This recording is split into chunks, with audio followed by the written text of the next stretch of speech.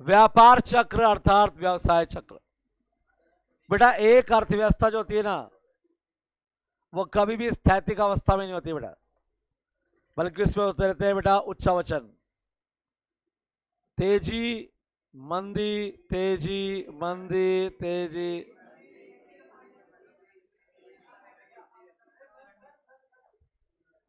और ये अर्थव्यवस्था के लिए अनिवार्य भी है, क्योंकि अर्थव्यवस्था ऊपर ही चढ़ती रहेगी तो भी नुकसान, नीचे आती रहेगी तो भी नुकसान, तो ये उच्चावचन होने चाहिए। आपने कभी देखा ऐसे?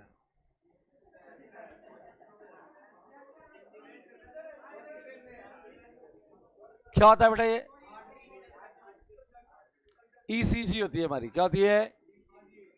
तो बेटा ये तब तक ही अच्छी है जब तक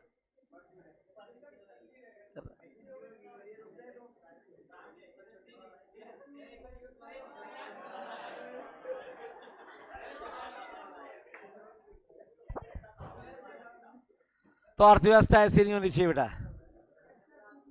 खेल खत्म, पैसा हजम। इस चैप्टर में हम व्यापार चक्र के बारे में पढ़ेंगे और व्यापार चक्र के 4 चरणों के बारे में पढ़ेंगे बेटा। पहला चरण क्या है बेटा?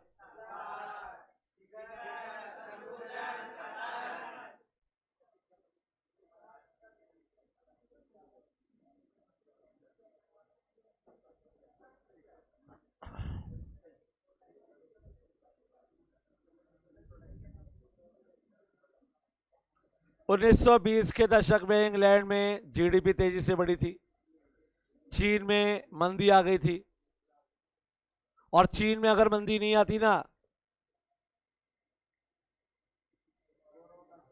तो कोरोना भी नहीं आता।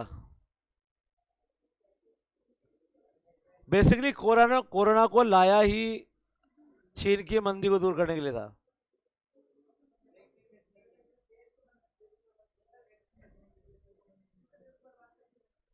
वैक्सीन नहीं बेचेंगे बेटा वो लोग। वैक्सीन बेचेंगे तो फंस जाएंगे।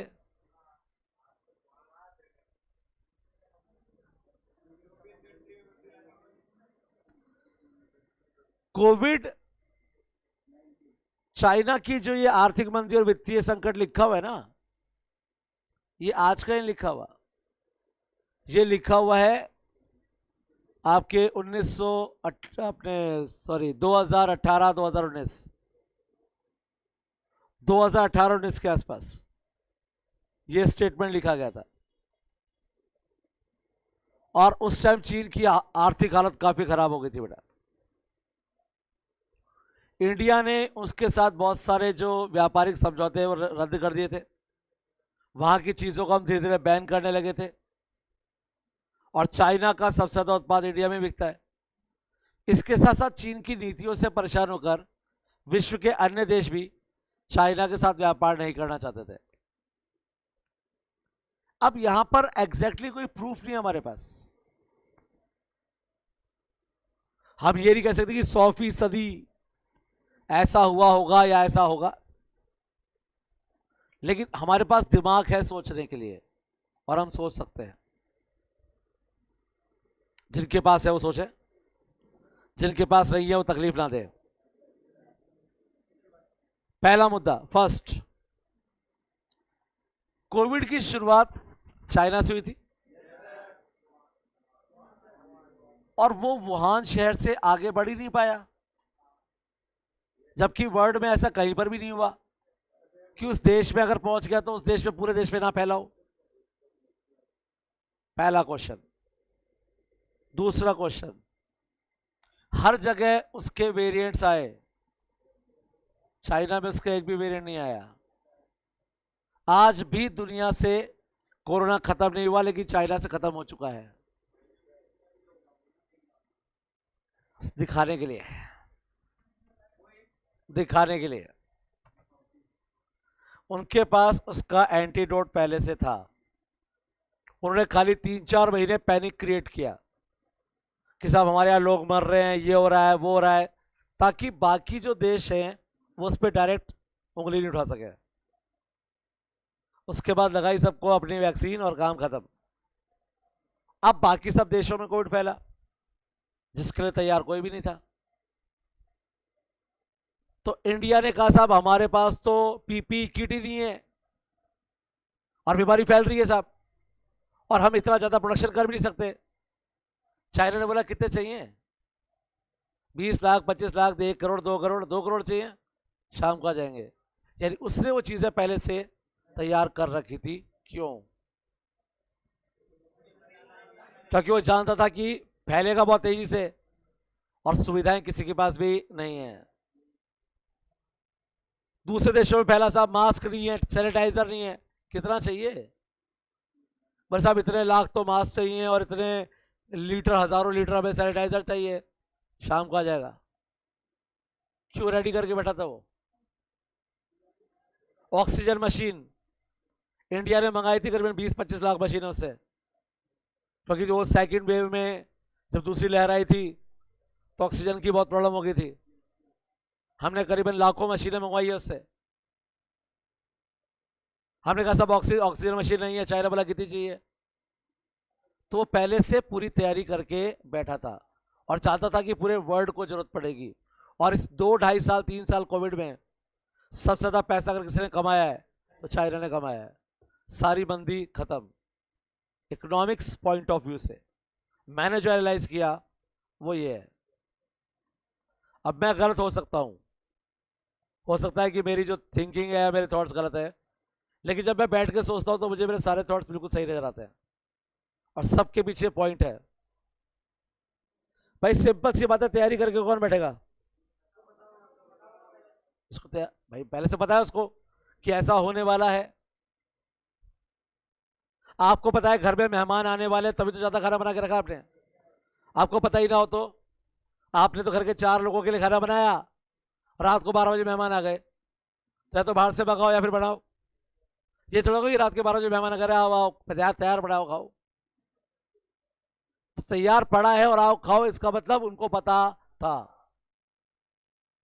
तो चाइना की डूबती अर्थव्यवस्था को कोरोना ने बचा लिया बेटा, और पूरे विश्व को डुबो दिया बेटा।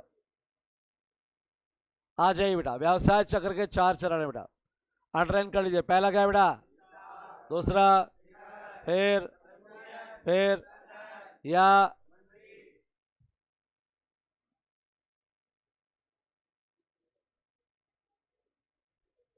तो हमारी अर्थव्यवस्था चलती है ऐसे।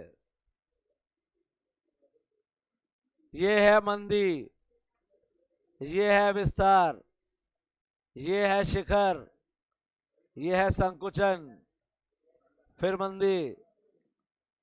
तो पहले क्या आता है बेटा?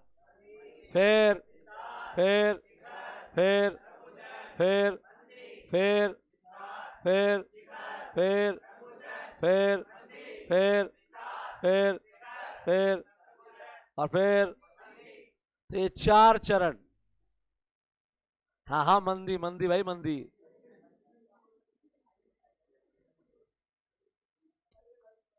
पहला चरण है विस्तार, यानी कि ये ऊपर की ओर जा रही है। इस चरण में भैया सब कुछ बढ़ता है अर्थव्यवस्था में। उत्पादन, रोजगार, मांग, पूर्ति, उपभोक्ता व्यय, विक्रय, लाभ, सब बढ़ते हैं। और यह स्थिति तब तक जारी रहती है जब तक कि उत्पादन तथा संसाधनों का पूर्ण दोहन होता रहता है। यहां पर गैर स्वैच्छिक बेरोजगारी लगभग 0 होती है।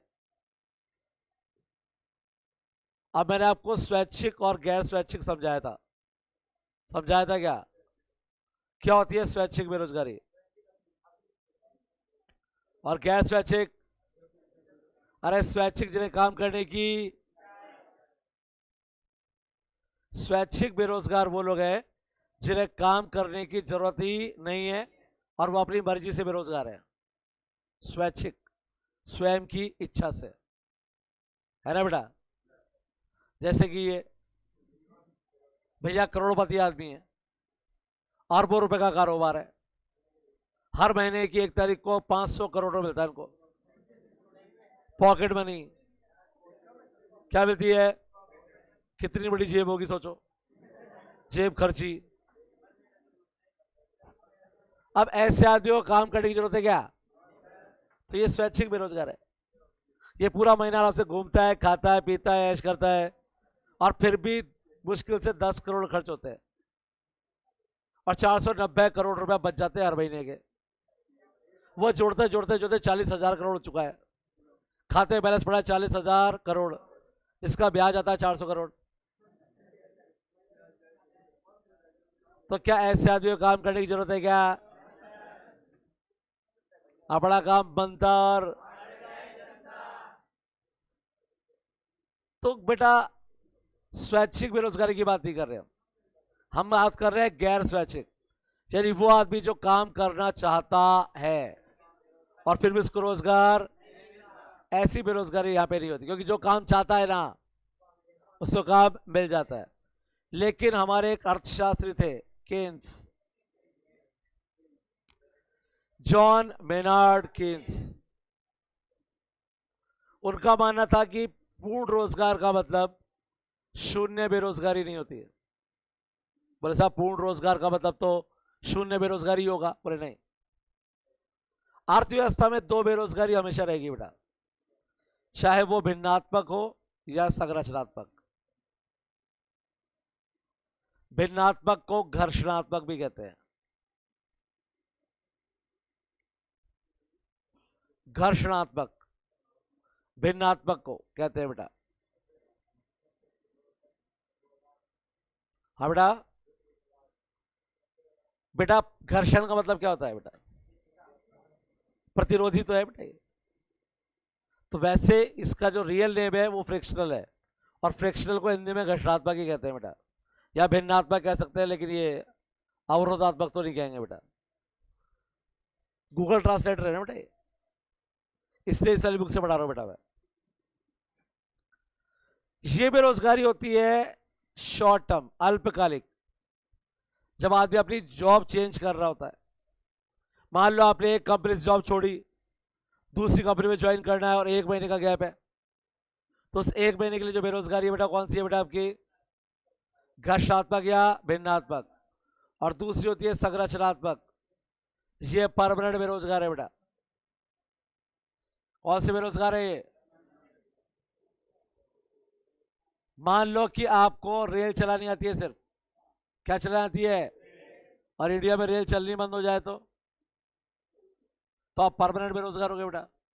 तो इसे कहते हैं संरचनात्मक बेरोजगारी। कौन सी बेटा? क्लियर है क्या बेटा? तो ये दो बेरोजगारी हमेशा रहेगी ही रहेगी। कब?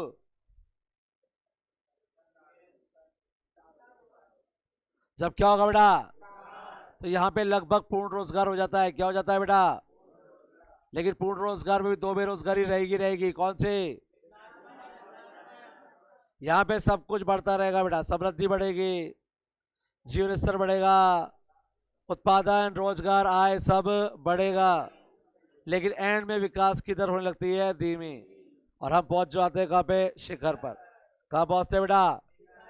तो शिखर से, सॉरी, शिखर पे पहुंचेंगे हम लोग कल, और शिखर से आगे की कहानी डिस्कस करेंगे कल।